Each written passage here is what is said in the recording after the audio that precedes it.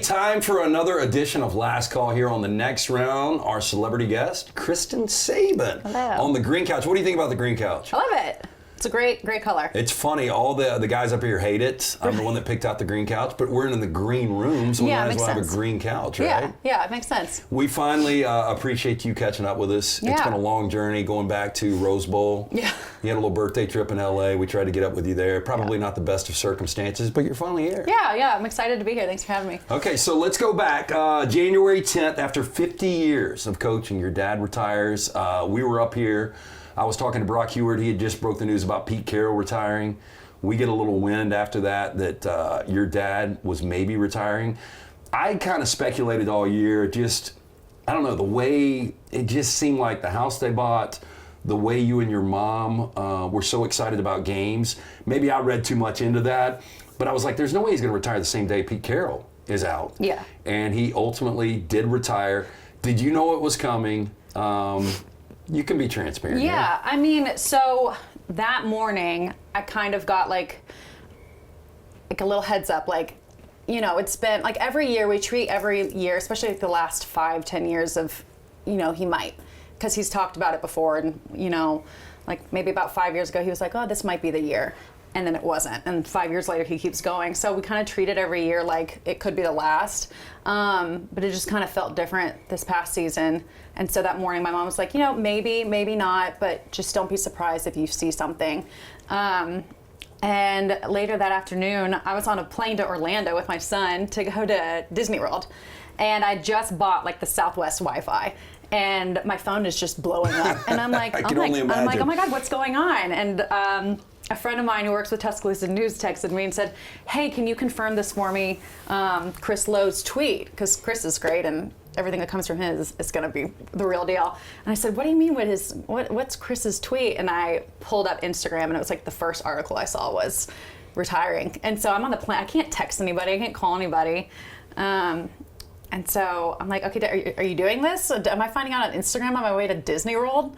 So that's how I found out. So how do you feel though? Like most people's dad, they retire and you're like, okay, look, he put in a good 50 years. He supported the family, all that kind of stuff.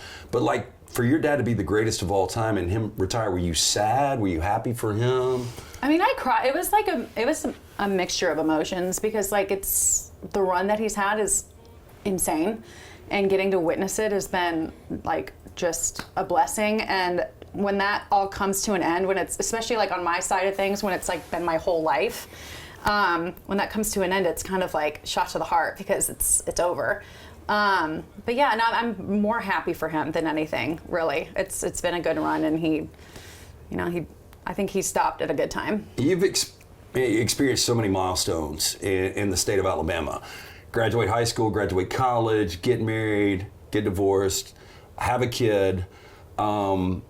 Go back to January 4th, 2007. You're a sophomore in high school in Fort Lauderdale. Mm-hmm.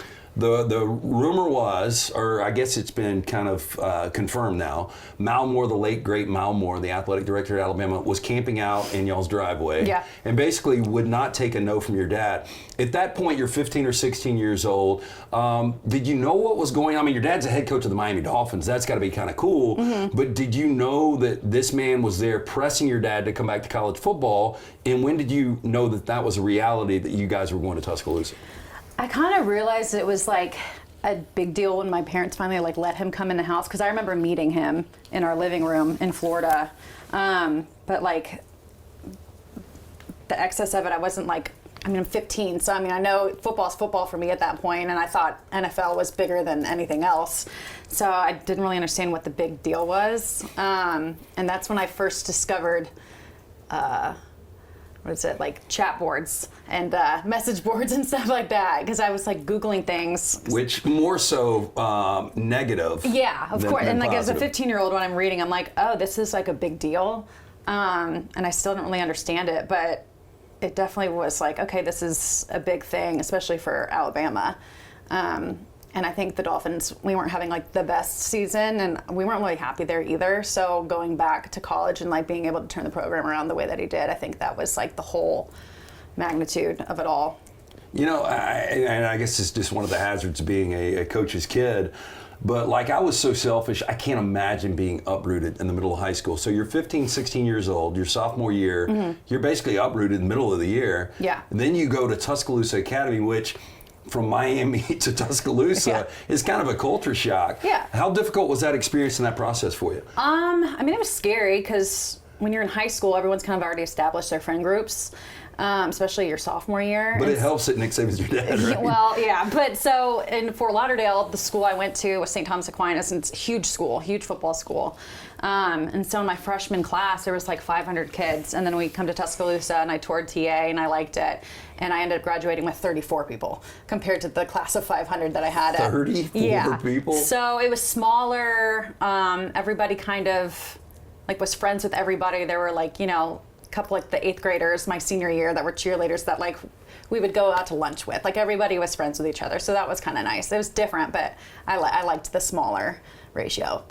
When did you realize your dad was the GOAT? I mean, the greatest of all time? Because, that's a big sentence when you talk about the history of college football. And, when he took over Alabama, people were like, look, he can do great things here. He can win a national championship. He's never going to be as good as Bear Bryant. Sure. People, I don't want to say they've forgotten Bear Bryant. This generation has forgotten Bear Bryant. Yeah. It's all about Nick Saban. But when did you realize, damn, my dad is maybe the greatest head coach of all time? I think maybe the first national championship we won against Texas out at the Rose Bowl. I think that was kind of an awakening that like, okay, we can really do this. And he turned things around pretty quickly. Which, I mean, to do what he's done coming into a new place, it's really hard to do that fast. See, and I thought he would be there, and I was one of those guys, I was like, he's a jumper, he's going to be there 5 years, he'll win a national championship, and he's on. Sure. And then he's there 17 years. Yeah. It's the longest we've been anywhere, I think. National championships. Yeah. And it's just amazing that, that he had that success because, like, nobody's even been close. People are talking about, is Kirby Smart going to be able to catch Nick? Well, if Kirby coaches another 15 years, maybe. Yeah. Which I still don't see that. Yeah. But it's been an incredible run, no doubt about it. Okay, so when did you realize that you were going to be in Alabama this long? I don't really know. I guess maybe like... It just happened overnight. You're like, yeah. Damn, I'm married, I've got a kid, and yeah. I'm an Alabamian. I didn't even mean to be this. Yeah, I mean, I think when I graduated college, I realized we had been here for a good minute, and I kind of just kept going from there. It is last call. Kristen Saban is our guest here. We're doing a deep dive here. We're drinking a little limeade, simply lime, and a little tequila. Not bad, right? Yeah, pretty good. Yeah. Okay, so your dad mentions your mom, Miss Terry, in every other interview at least. Yeah. I don't think I think some people realize how strong a good wife of a coach has to be. Like, what was it like, your mom? I mean, your dad was there, but he's obviously spending 70, 80 hours a week coaching. Mm-hmm. Your mom was kind of that backbone, right? Yeah, she was kind of running the ship at the house and kind of doing everything because he was never really around, but that's part of the job. But would you want to be a coach's wife, honestly? No. Yeah. No, I didn't really try to go that route, especially when dating people in college or high school. I never really... Do you ever date an assistant coach? Probably not. Yeah. I feel like that's a territory I stay out of. Yeah, that's probably smart. I feel like I'm not allowed. But it seems like, they've got there's so many wives that are behind the scenes. Your mom, Terry, she was very exposed and somebody that was at the forefront a lot. I think she, I don't want to say she enjoyed that role, but she embraced it, right? Yeah, she definitely did, and she was very good at it, and I think she's the best coach's wife that's ever existed, really, with what else she's done. So, people would look at you and they'd be like, damn, she's got it made. Her dad made a ton of money coaching. He's got all these dealerships. It would be awesome to be the daughter of a guy like Nick Saban. And I'm sure it is, but at the same time, that magnifying glass, you make one mistake. You get a minor in possession. You get an F in a class. That stuff gets magnified. How difficult was it growing up as Nick Saban's daughter? I think it was more difficult in college. High school, I was still kind of figuring it out.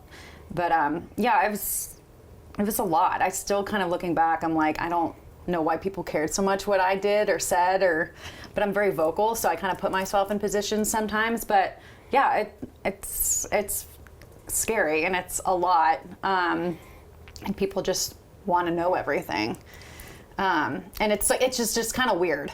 Did you have to be guarded, like, to know who were true friends and who just wanted to hang out with Kristen Saban, the daughter of Nick Saban? Yeah, it took me a while to kind of figure that out. I think high school, maybe my senior years, when I kind of started realizing, and college, what people's intentions were. And I mean, it's like that with anybody, no matter who you are, there's going to be people in your life that want good things for you and want to be there for you, or they want something from you. And I was pretty naive when I was young, so I kind of, I'm a people pleaser, and I just kind of let anybody in, and I just wanted everyone to be my friend and wanted everyone to like me. So it was tough lessons along the way, but once I kind of figured out who wanted the best for me and who was actually there for me through things that I went through when I was younger, you kind of figure out along the way. But it just kind of sucks at the same time. Yeah, I can only imagine. Like, your dad's old school. He's a hard ass. There's no doubt.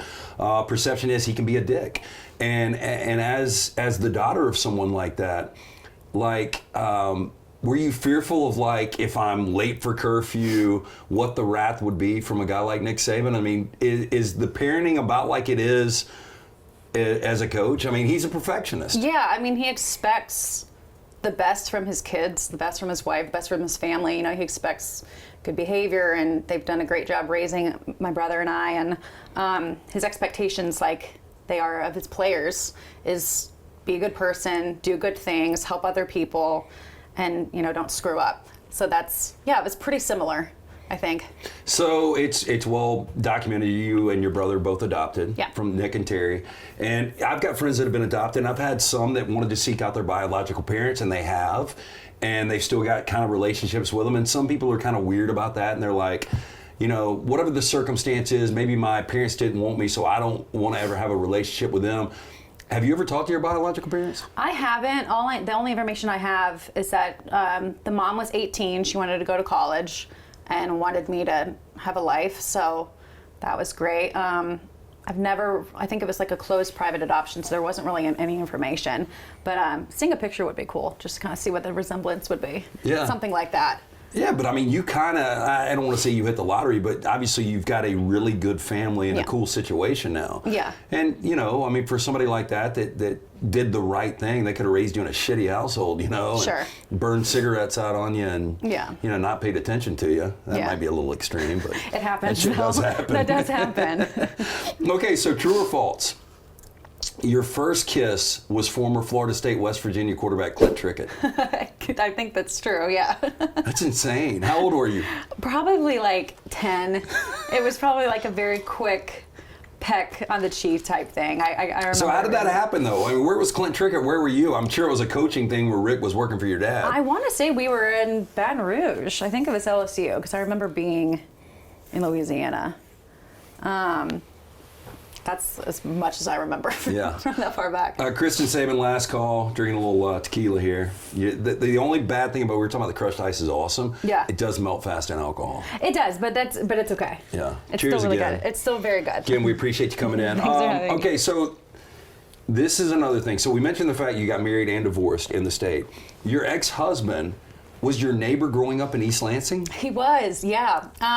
So our families were very good friends in East Lansing, Michigan, and we lived kind of around the block from each other in a neighborhood called White Hills Lakes in Michigan. And actually, my former husband's family, his parents still live across the street from Tom Izzo. His house is right there as well. So that was kind of like our little triangle of friends. And we were friends ever since, and kind of reconnected, I guess, if you will, our senior year. Like right before we graduated. And so he came to TA, right? Senior year, Tuscaloosa Academy? No, he just came to Alabama for college. Okay. Yeah, so he was he's a Big Ten family. So were you his host, so to speak? Not really. I mean, we kind of met up at Bama Bound, and we went to a movie, and then for college we kind of went our separate ways. Do you remember the movie? He does, and he could tell you what it is, and I forgot. All I know is that it was like... Was it a comedy, a drama? I think it was a comedy. I want to say it was like... something with Will Ferrell. That's, I guess, all I remember. Okay. Do you remember the year? Probably 2009, like the summer. Okay. Interesting. Okay, so you gave birth to your son James, 2020, right, during the pandemic? Yeah, right in the middle of it. So is it true story that you guys actually FaceTime your parents? Yeah. So how does that work?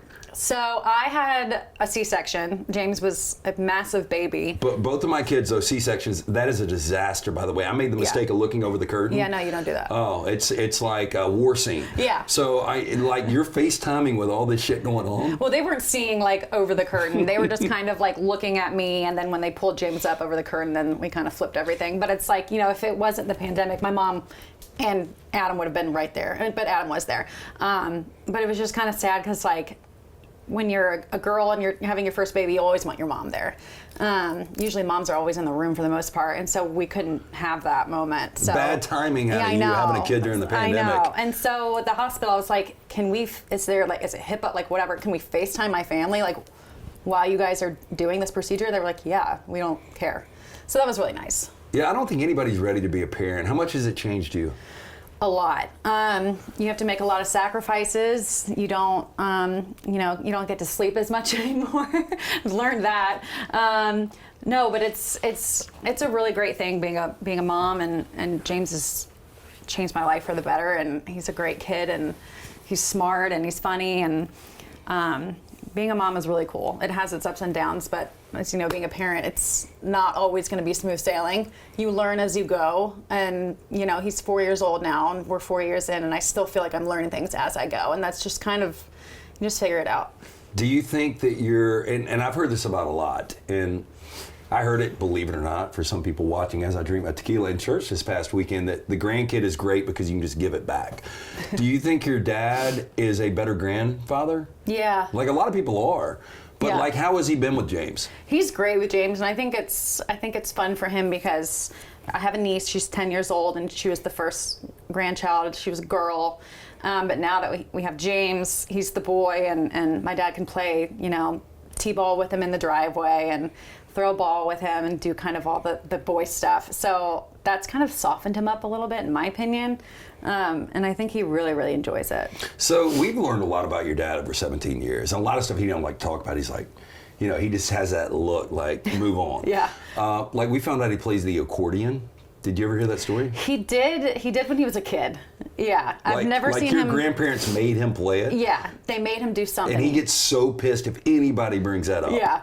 Because I think it was just like one lesson or one little concert he ever did as a kid, and then he never did it again. I think they told him, his parents, you either play a sport or do an activity. And he did that, hated it, so then he immediately put himself into football, baseball, and basketball. Does he ever bring up the gas station days? Yeah. Oh, yeah. Yeah. I don't know too much about it. I've seen pictures and stuff. But I can't imagine. He gets, I would assume now, he's getting manicures. No.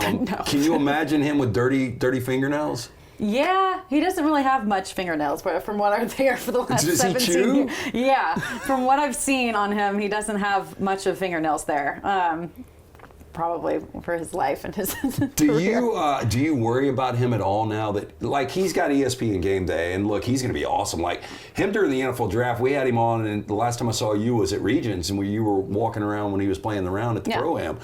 But we were talking to him about how, and he's obviously going to be prepared for anything he does, but how good he was at analyzing the NFL draft, and I think he's going to be incredible at College Game Day. Yeah. Are you worried about like his just missing being around the players and day-to-day activities? Yeah, I think he's going to miss that part, but he has such a good relationship with former players and some of the guys that stayed with Alabama when the new coach came in, and I think he's always going to have that connection and be able to talk to them.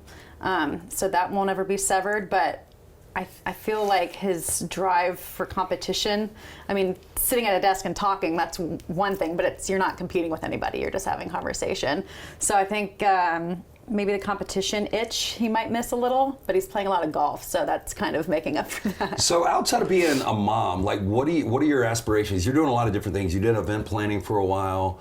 You've done some podcasts. You're doing this with us here. But like, do you have like a next layer goal that you're kind of looking to do, or are you just kind of playing it by ear? I'm kind of just playing it by ear. I mean, being a mom, that's a full-time job.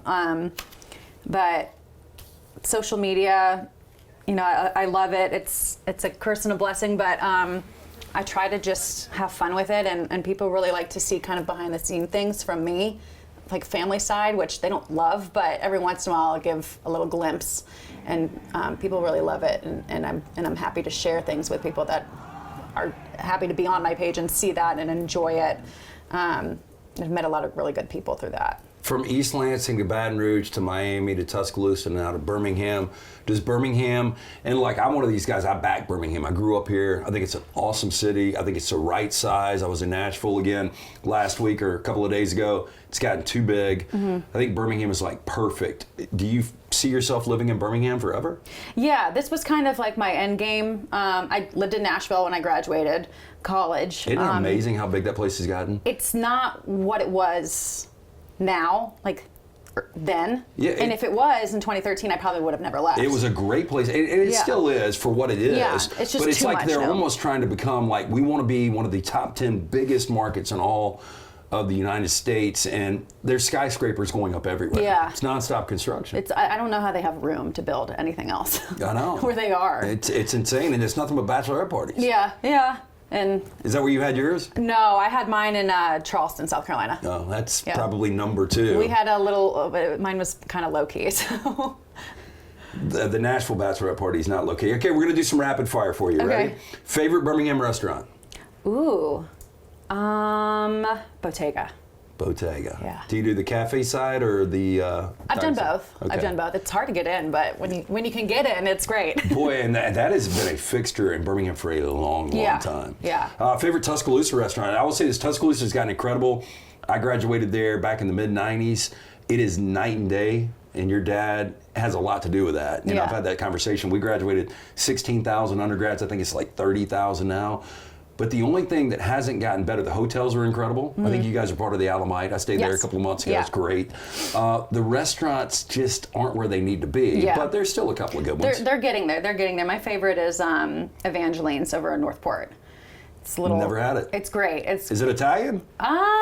It's a mix of things. It's kind of like a fine dining experience, but it's very low key and it's very dim, and the vibes are nice and the food is great. I actually know the chef from high school, and he's done a really great job there he's been there forever. So it's kind of just like a nice little date spot, or the bar's fun and they decorate it real cool. It's a good spot. So what is the best dish your mom made growing up that was kind of a comfort food for you that you remember the most? Oh, her spaghetti meatballs. How good? Still makes them. Does she do breadcrumbs in the meatballs? Yeah, she does actually. Yeah, it's like her mother's recipe, so no one really knows what's in it, and she'll share it, Yeah. but she always adds something every time she makes it. So Hard it's to beat kind of spaghetti like, meatballs. yeah. What about your old man? Can he cook? No, Not at all. no. He says he can grill. He can grill a steak for a little bit, with lots of questions, being like, "Does this look done? Does this look done?" But he'll sit there and flip it and say, "I did that." So Lake Burton, when you guys are there, is he on the grill? Mm-mm. Who's on the grill? Usually like a cousin or a family member. Okay. Yeah, or my brother.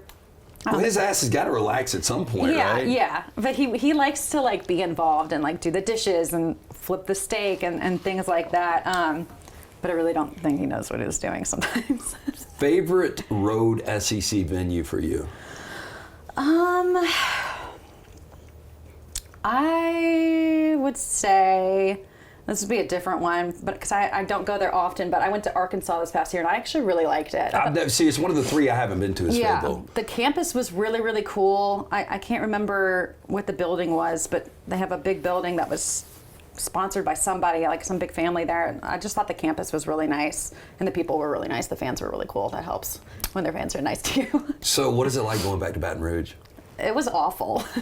And see, that's so weird. Like, we had somebody on the other day, I think it was Andy Staples from On 3, and he was like, they're the nicest fans in the world. All fan bases can be dicks.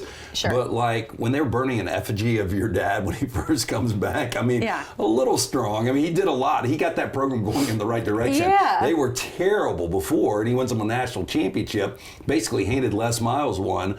I can't believe, I can understand their fans, just for maybe the act being like that to your dad, but to you guys? I've I've never really understood it. I mean, it's been like 15, 16 years, and people there are mad, I guess. I guess they just wanted what Alabama had. Sure, Yeah. but I mean, I haven't been to Baton Rouge in a long, long time, maybe 15 years, and I went this past season when we lost to them and they rushed the field. And I was like, well, I haven't been in 15 years, like, and I usually don't go. Like, I refuse to go there. I won't go. It's like bad luck, bad juju, all that. I won't go. And then this last couple seasons, I was like, I'll go. Why not? Break the streak. And we lost, and it was. So you're superstitious. I'm very superstitious. Yeah. Is your dad? Yes. Yeah, we all What are. is his weirdest superstition? I think the lucky penny, if you've ever heard the lucky penny Yeah. story, that was always our biggest thing before games. And if he didn't have it, at least like the night before, it was like panic would set in and be like, okay, well, when am I going to get it from Does you? he believe in the jinx? Like if you say something out loud before it happens, it's not going to happen? My brother's more like that. Yeah, I am too. Like if you were like, Dad, I think this is the best for us. You guys can win the national championship. Is he like? Oh yeah, he Yeah. won't. He does not love that at all. What is your favorite game day designer? Our friend, our colleague Emily Grace McWhorter was upset she wasn't going to be here today. She wanted to talk style with you, but your favorite game day designer? Like as far as outfits and stuff. Yeah. I mean, when me and Scott Forster were talking about this before, our videographer who's putting all this together for us, like it is really it's fashion over functionality. So, like, you girls we were watching this girl with heels the other day, 4-inch heels walking down the side of the street. Could have been comfortable. No. But you guys want to look good, so it doesn't necessarily have to be comfortable. No. What are you typically wearing on a game day? I had a lot more fun with it this past season than I have in the past. And I just kind of went with whatever I was drawn to. And Is this because you knew it was the last year? no, I was just kind of like into new things. And I mean, the video of you guys on the morning of the college football selection committee announcing, and you and your mom, and was it your sister-in-law? yes, and my brother, yeah. Yeah, and you guys were going nuts. Yeah. And it just seemed like, I know it was exciting because they didn't know if they were getting in or not, but most people assumed they were. Yeah. But it just seemed like it might be that last run. Yeah, I mean, that was kind of a big deal at the moment because we really didn't know. And we had just beaten the number one team in the country, so, like, how could they not let you in despite what, our record was or whatever. But that was just kind of like, well, we haven't been in that position in a long time. We're always used to being, okay, we're in, like, duh, we're always in and we're always going to go to the next round. But this was the time when we really couldn't. Like, there was a chance that we weren't going to go. And so we're not used to being in that spot. So when they let us in, it was like we'd never been before. I'm personally, when your dad retired, I was like, Kalen DeBoer is the guy. Mm-hmm. And Greg Byrne went out and got him. And a lot of Alabama fans didn't know much about him. Guy has won everywhere. It is completely different, like going to that building, the way he does things and the way your dad does things. And that doesn't make it right or wrong. How do you feel like it's going to go? I'm excited to see how it goes. I actually met him at the Regents Tradition Tournament a few weeks ago for the first time, and he's wonderful. He's probably one of the nicest people I've ever met.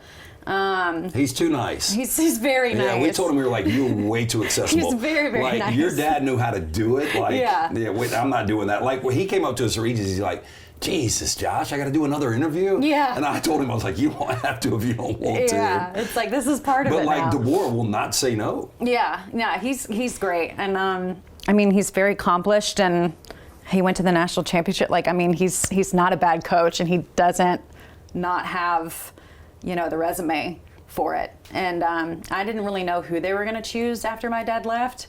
But when they chose him, kind of like looking, and I had just kind of watched and kind of followed Washington a little bit closer that season. And I was like, well, why not? I mean, someone's going to do it, so why not him? What is your perfect Friday night? Probably staying at my house and having a glass of wine and watching Netflix. We talked to your dad years ago, and he was like, Dexter's my favorite show. And I never could, I tried. I could never Dexter? get into it. Yeah. Oh my God, yeah, they did used to watch that. Which is a little demented. It is, yeah. Do you have like favorite shows? Do you get, because I'm one of those now, I really don't like leaving the house. Yeah, I don't either. I don't. I like true crime things, like kind of real. Who doesn't, right? Yeah, I don't know what it is. Something with, especially girls, like the podcasts and the stories. That's like our thing. It's like a comfort thing for us. I watched this weird. It was the opioid pandemic that we've got going on. Yeah. There's a thing called American Pain. These two twin brothers started one of these pain clinics in Florida. Yeah.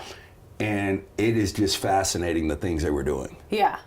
Those are the kind of things that I get drawn into, and the next thing I know, it's been 5 hours, and I've been sitting on the couch doing absolutely nothing productive, but it's so much fun. And Netflix is like, are you still here? Yeah, and I'm here. Okay, if you only had one movie to watch over and over again, do you have like a favorite? Every time it's on, you can watch it? It's going to sound so cliche, but I've been asked this question so many times, and my answer is... Damn, that makes me a bad interviewer. No, my answer is always going to be either Remember the Titans or the original Friday Night Lights. Wow. That's like that. Those are my two like go-to. So Tim McGraw, he played a good dad. Billy Bob Thornton, a good coach. Yeah.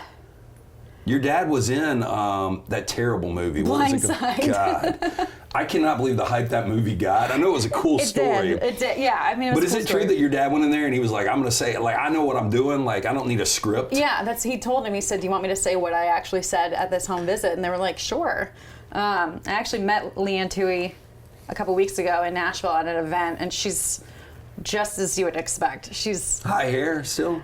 Not too high, but she's very, very cool and no bull, and yeah, I liked her a lot. Okay, so before we let you out of here, like, what are your football weekends going to look like moving forward? Like, I know you want to be there, you want to support. I think you said you're going to be, was it Queen Gump?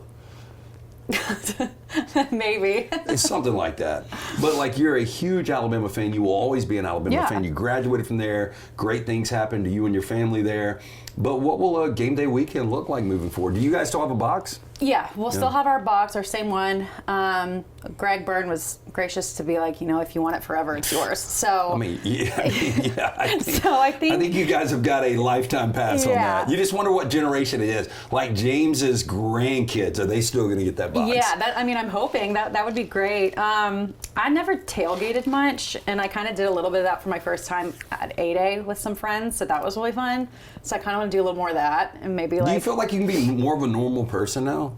A little bit. Yeah. I mean, I'm still approached and things like that. A-Day was kind of crazy, but I was able to go and like do things and tailgate and walk through the quad and just do things that I've never really done before because I'm always like on an itinerary. Did you guys? Because Nick would tell us. Like me and Terry would escape to a movie, and I don't know how in the hell he would do that in Tuscaloosa. Yeah. But he said he did it. Did you guys ever go to a movie like as a family? I feel like maybe we did once when I was really young, but yeah, they go to dinner and they go to movies, and I mean maybe like 2 or 3 people will say something or ask for a picture, but it's not like a mob like it was in the very beginning. People are pretty respectful these days. Well, this has been awesome. Really appreciate it. It's been a long time in the works. Kristen Saban, last call here on the next round. We appreciate you. Watch us every now and then, right? Yes, I do. I do. Because we saw some kind of video. You were like chasing James, and we were in the background. Yep. And I don't know if it was inadvertent and it just happened to be on, but we'll take it. Oh yeah. Yeah. But appreciate you coming in. Thanks it's been for having great. me. This has been awesome.